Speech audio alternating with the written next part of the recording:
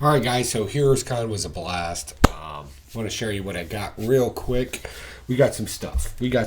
So if you don't know, I've been collecting the Golden Age GI Joe series, but only the covers that have well, the guy just living his best life out there. So first off, we got GI Joe. This is number from 1951, and this is issue 13.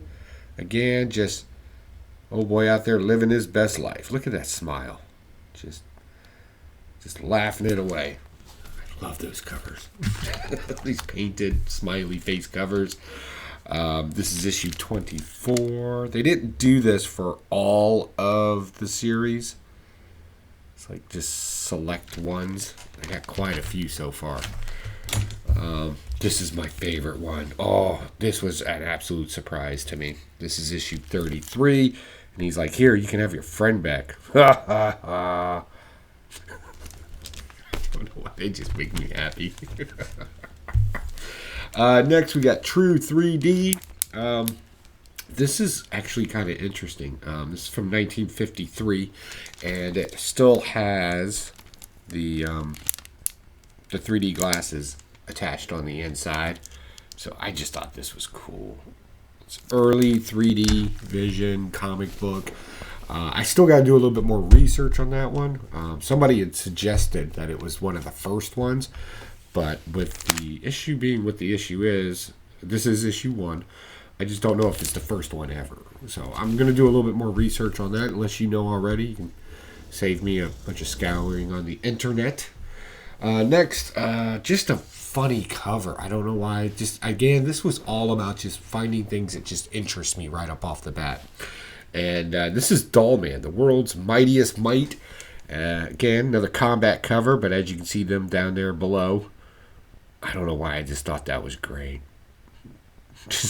I'm still super happy I got it.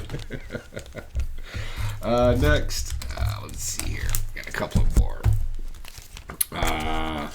For the 80s collection, I didn't know this was a cover for the Married with Children. I have issue 1, but I didn't know they did that cover. So I got that one. Again, to the 80s collection it goes. And then RoboCop 1. I was looking through my box before I left and I realized I did not have this book. So, score. Next, wanted some Silver Age stuff. So we got some Silver Age stuff. And then I'll show you the big books. So, Detective Comics. I forget what issue this is. That don't matter. So, yeah. That's just an iconic cover. I love that cover. And any other time I've seen this book, it's super. I mean, it's not like a key or anything. It's just a classic cover. Another classic cover that I got, something you usually see on the walls. Batman, this is number 150. And this is the Hellhound deal. So yeah, I found this actually in a box. And prices were pretty okay for it. Next. Okay, so I've been neglecting my my Villains box. So first appearance of Villains. So I went ahead and got the first Craven. And I got that. I got a pretty fair price for it. A lot of negotiating. And then weird Golden Age book that I didn't know existed. The Human Fly, issue number 1. And just to find a Golden Age issue number 1 book, you know, I can't ever pass that up if the price is right. And I didn't even argue with the price when I saw $20 on it. I was like, for Golden Age? Heck yeah, I'll do that. And let's see here. The Comics Curing Cancer art book that came out. A bunch of artists throughout the comic book community all submitted artwork for this. And I thought that was great. So, you know, if you get the opportunity, make sure you go by and support Comics Curing Cancer. I believe they're doing their auction this October. So definitely check that out. My boy, Mr. Atkins from Beeswax. We did a review, an independent review for his issue number 1, and I absolutely loved the book. I thought it was great, underground indie feel, and he was nice enough to give me issue number 2. So we'll do a review of this book in full as issue number 2. So yeah, thank you for that, man. That was really cool. And then my big purchase, the big buy, right? Again, something to add to my Golden Age collection of issue number 1s from the Golden Age. Joe Palooka, number 1. This was a comic strip. It ran all the way up into the 80s. It did have its own comic book, kind of featured around boxing and just doing like, what was considered to be like manly stuff back then. It's a little rough, but then again, this book is from 1942. It's also the first official appearance of a president inside of a comic book. So again, something with a little bit of story behind it. Definitely a piece of history right there. And I'm just super happy to have an issue number 1 of it. All right. And your boy messed up. I'm going to tell you how I messed up. So I've been talking about, everybody knows that I'm a huge G.I. Joe fan.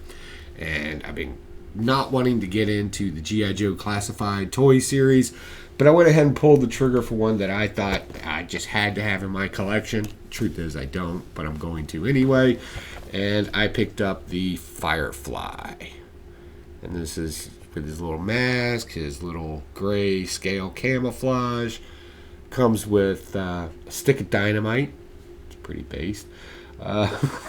Backpack, night vision goggles, a little drone thing because they've updated the character. So that was pretty cool. The one I really, really wanted was Beachhead. But I'll definitely be keeping my eyes open. And those are the only 2 I'm getting. And I'm completely lying to you right now.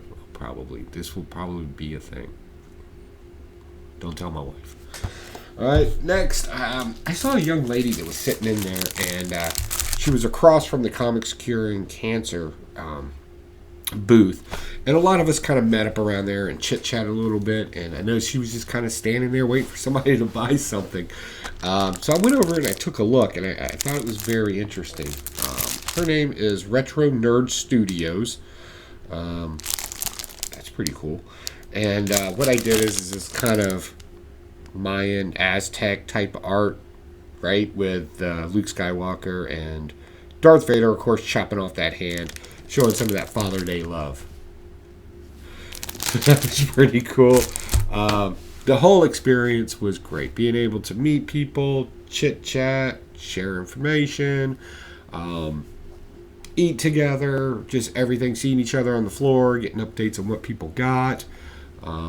Learned a couple of things about videos, which was good. We'll see if we can apply some of that stuff. But being able to come home and spend time Father's Day with my family, that, of course, was the highlight, showing them all the nerd stuff that I got. And they were nice enough. My wife and my daughter each got me a watch. I got a new watch to add to that collection. And, my nephews. My nephews got me this. They know I'm into comic books, and they got me this Crisis Protocol miniature game. I thought this was kind of cool and interesting. We like games in this house, and it comes with all these little figurines and stuff. So I thought that was pretty nice. We'll have to break that open tonight and give that a play. So yeah, overall, Comic Haul. Just a little walkthrough video for you guys. Hope you enjoyed. Definitely think about liking and subscribing and all that. And if you were at HeroesCon, what was your greatest experience? Like the one thing that will stick with you, let me know in the comments down below. I would love to know. Other than that, folks, I got nothing else. I gotta cut my grass. It's that time of year. Talk to y'all later. Bye.